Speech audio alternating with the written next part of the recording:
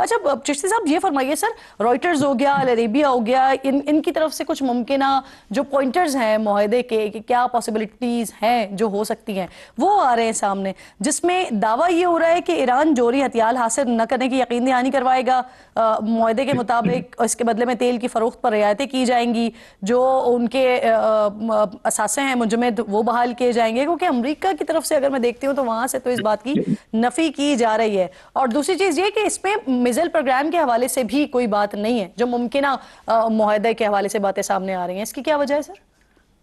देखिए, जो आयशा साहबा कह रही थी मैं बिल्कुल मुत्तफिक हूँ। और इम्पोर्टेंट बात यह है कि जो इनका मिसाइल प्रोग्राम है, सबसे ज्यादा मेरा ख्याल है इसराइल की ख्वाहिश ये है कि इवन न्यूक्लियर से भी प्रेफरेंस मिसाइल टेक्नोलॉजी को दी जाए, एलिमिनेट या रोल बैक करने की। क्योंकि देखिए, जब आप न्यूक्लियर एक्सप्लोजन कर भी लेता है कोई मुल्क, तो वो एक वाहिद एक्सप्लोजन होता है जो वो करता है अपने मुल्क के अंदर, बाकी उसने डिजाइन किया होता है कहीं और डिलीवर करने के लिए, जैसे अमेरिका ने किया।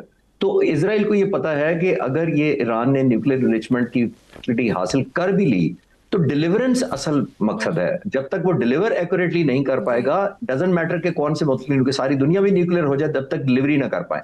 तो इसराइल को थ्रेट उन बैलिस्टिक हाइपरसोनिक मिसाइल से है जो वॉरहेड कैरी कर सकते हैं। मेन डिफरेंसेस इधर कन्वर्ज हो रहे हैं, क्योंकि अनफॉर्चुनेटली बिल्कुल आपने ठीक कहा कि ईरान को असल में ट्रैक रिकॉर्ड अमेरिका का इतना अच्छा नहीं है। क्रेडिबिलिटी पॉइंट ऑफ व्यू से आप देखिए कि क्विकली 2015 का जेसीपीओ हुआ था, तो वो क्या हुआ था, 8 ton nuclear enriched material Iran ने हवाले किया था कैस्पियन सी के रास्ते रूस को वॉलंटरली। 440 ग्राम इस वक्त है सिर्फ उसके पास। इसको मल्टीप्लाई करें तो ये 18 टाइम्स कम है इस वक्त इसके पास, जो उसने 2015 में विलिंगली दे दिया था। तो क्या मिला इस मुल्क को? पीस मिल गया ईरान को, कोई फ्यूचर गारंटी मिल गई, जंग से बच गया? वो नहीं हुआ।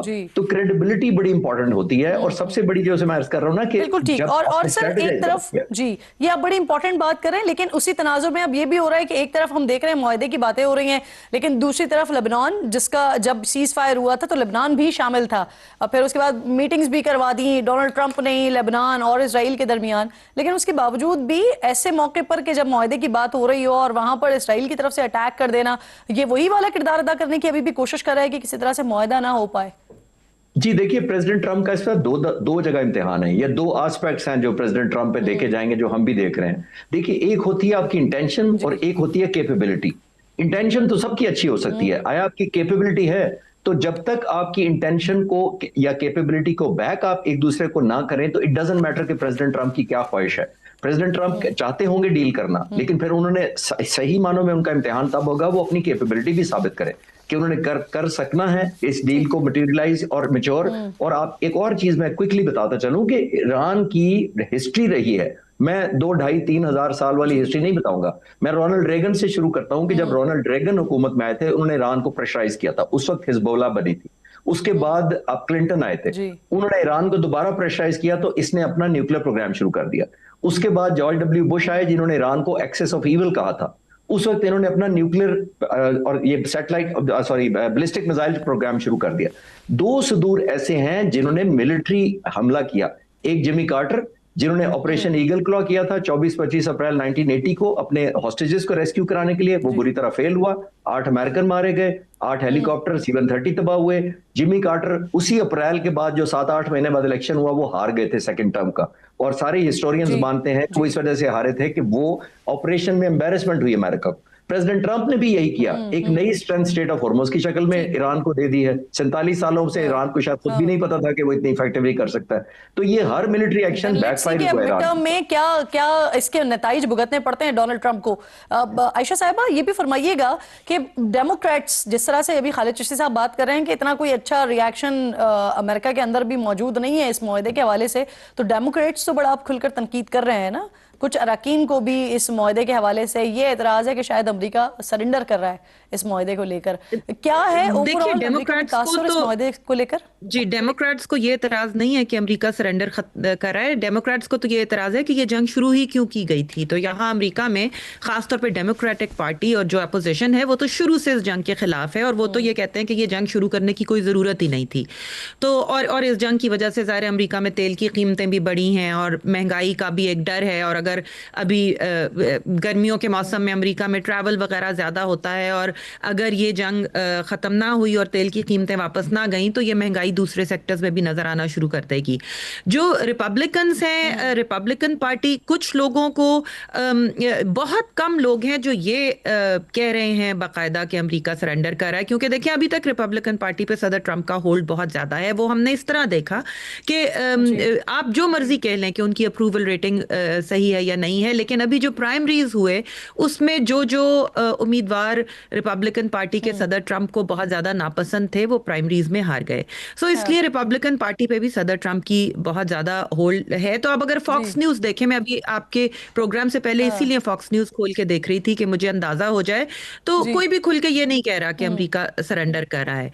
अगर सदर ट्रंप ये डील करेंगे तो उनके जो बिल्कुल ठीक है। जी जी ठीक ठीक है। अब खालिद साहब, मुझे लगता है डोनाल्ड ट्रंप जो है ना वो न्यूमरोलॉजी पे बड़ा यकीन रखते हैं, क्योंकि आज इस तरह की बातें आई सामने कि शायद वो आप अपनी सालगिरह का दिन आज यादगार बनाना चाह रहे हैं। इस वजह से वो चाह रहे हैं कि आज साइन हो जाए, और पासदारान इनकलाब ये चाह रहे हैं कि क्योंकि आज उनकी सालगिरह का दिन है तो इस वजह से आज मुआहदा नहीं करेंगे। ऐसा ही है सर? नहीं, अगर वो करना चाहते तो कुछ दिन पहले से वार्म अप शुरू कर देते। वो कहा जाता है कि 38 या अब तो शायद 39 या 40 हो गई होगी एक दिन में, कि वो कई दफा अनाउंस कर चुके हैं कि बस डील हो गई या हुआ चाहती है या इस वीकेंड पे हो जाएगी। प्रेसिडेंट ट्रंप ने एक कामयाबी जरूर हासिल किया इस पूरे कॉन्फ्लिक्ट के अंदर, वो उन्होंने जबरदस्त इंटरनेशनल मार्केट्स और स्टॉक मार्केट्स को बड़ा अच्छा मैनेज किया, क्योंकि वो हर आए दिन एक बयान देते हैं, स्टॉक मार्केट चढ़ जाती है, फिर उसको गिरा देते हैं बयान देके। तो वो बड़ी एक वाहिद कामयाबी फॉर श्योर मैं उनको कह सकता हूँ। लेकिन असल में देखिए को बड़ा फायदा पहुंचाया है ना सर उन्होंने। लेकिन अगर मैं आपकी इसी बात को के ऊपर एक सवाल भी साथ साथ ये कर दूं कि हमने देखा, अल्लाह करे, ऊपर उम्मीद भी है, दुआ गो भी है कि पूरा खित्ता और पूरी दुनिया का अमन जो है वो अटका हुआ है ईरान और अमेरिका और इजराइल की जंग के दरमियान। तो मुझे फरमाइए कि इंशाल्लाह अगर ये हो जाता है मुआहिदा, कल की तारीख तक हो जाता है, तो हमने देखा 3.5 महीने 28 फरवरी से ऑनवर्ड्स आज 14-15 जून हो रही है, ये जंग चलती रही है। तो मुझे फरमाइए कि गेन क्या किया ईरान ने, अमेरिका ने, इजराइल ने, या लूज क्या किया? देखिए, मैंने तजिया ही ऑफर किया था जब जंग शुरू हुई थी 28 फरवरी को ही, और जब प्रेसिडेंट ट्रंप की जो पहली तकरीर आई थी जिसमें उन्होंने कहा था कि हमने तकरीबन 49 लीडर मार दिए हैं, शहीद कर दिए हैं, और उसके बाद उन्होंने कहा था, ईरानी लोगों से कहा था कि वो टेक ओवर कर लें हुकूमत।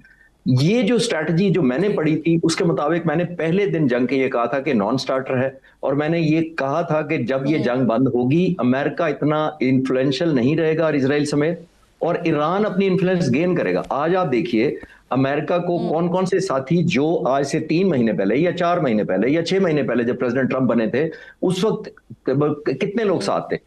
पीस बोर्ड का याद करें, टाइम प्रेसिडेंट कितने पावरफुल थे। उसके बाद आपने देखा जिस मुल्क को वो चाहते थे, फिर उसने नेटो को थ्रेट कर दिया, फिर ग्रीनलैंड को कर दिया, फिर कनाडा को थ्रेट कर दिया। वो लंबी हिस्ट्री है। तो अब president Trump over these 5-6 months relatively isolate हुए हैं, अपनी इन्फ्लुएंस कम हुई है। ईरान का देखिए, ईरान ने इन्फ्लुएंस गेन इस तरह किया है, स्ट्रेट ऑफ हॉर्मुज़ आप देख लें, रीजनलाइज कर दिया जंग को, वो कामयाबी देख लें। मिलिट्री पॉइंट ऑफ व्यू से, मैं एथिक्स की बात नहीं कर रहा, मिलिट्री के पॉइंट ऑफ व्यू से बात कर रहा हूं, रेलेवेंस हो गए। और सबसे बढ़कर आप देखिए जो इनफैक्ट स्ट्रेट ऑफ हॉर्मुज़ को तो मेन कॉज ही बना दिया ना जंग को। तो आपकी बात से फिर मैं ये अखज़ कर लूं कि आप कह रहे हैं कि डोनाल्ड ट्रंप को इस जंग से नुकसान हुआ है, जबकि जो अमेरिका, ईरान है, कमजोर पोजीशन में था, उसने गेन किया, उसको फायदा हुआ है। आयशा साहिबा, यही सवाल आपसे भी है, क्या खोया और क्या पाया इजराइल, अमेरिका, ईरान? जी, कुछ तो खालिद साहब ने बता दिया, लेकिन मैं कुछ मामलात में ये कहूंगी कि ईरान को डिप्लोमेटिकली काफ़ी नुकसान हुआ है, क्योंकि देखें खित्ते के ममालिक 2023 में ईरान और सऊदी अरब की डील करवाई थी चाइना ने। उसके बाद ये था कि शायद ये दोनों मुल्क जो कि कभी भी दोस्त नहीं रहे मगर बहुत स्ट्रॉन्ग राइवल्स रहे हैं। अब देखिए मुत्तहदा अरब इमारात खुल के ईरान के खिलाफ आ गया, यहाँ तक कि वो ईरान के खिलाफ वो उसने इसराइल के साथ डील्स भी कर ली। सऊदी अरब, बहरीन, कतर, कुवैत, ये सारे ममालिक जो हैं, ये जो कि ईरान के खुल्लम खुला दुश्मन नहीं थे, लेकिन अब ये सारे ममालिक ये सोचना शुरू हो गए हैं कि मुस्तकबिल में हम ईरान पे ट्रस्ट नहीं कर सकते, क्योंकि अमेरिका को मारने की तो उसमें सलाहियत नहीं है। तो जब अगर अमेरिका या इसराइल ईरान पे हमला करते हैं तो वो हम पे जवाबी हमला करता है। तो वो डिप्लोमेटिकली अब ये सारे मुल्क जो हैं, ये सारे अपना अपना आयरन डोम बनाना चाहेंगे, ये सब अपनी मिलिट्री कैपेसिटीज बढ़ाना चाहेंगे। ईरान के लिए इनके दिल में अब एक खलिश पड़ गई है।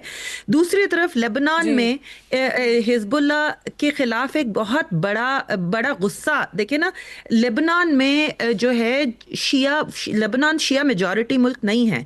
लेबनान में शिया वाहिद सिंगल सबसे बड़ी सेक्ट है, लेकिन ओवरऑल लेबनान में अगर सुन्नी और क्रिश्चियंस और बाकियों को मिला लें तो उनकी मेजॉरिटी शिया पॉपुलेशन से ज्यादा है। तो उनमें बहुत बड़ा गुस्सा है इस वक्त कि ईरान की वजह से हिजबुल्लाह इसराइल पे हमले कर रहा है, हमें इस वक्त इस जंग की कोई जरूरत नहीं थी। 1 मिलियन से ज्यादा लेबनीज इस वक्त बेघर हैं, उनके घर तोड़े जा चुके हैं। इसराइल पे तो उन्हें गुस्सा है ही है, लेकिन उन्हें हिजबुल्लाह पे भी गुस्सा है। सो कुछ जो ईरान को लॉन्ग टर्म डिप्लोमेटिक नुकसानात होंगे, हमें उनको भी नजर में रखना चाहिए।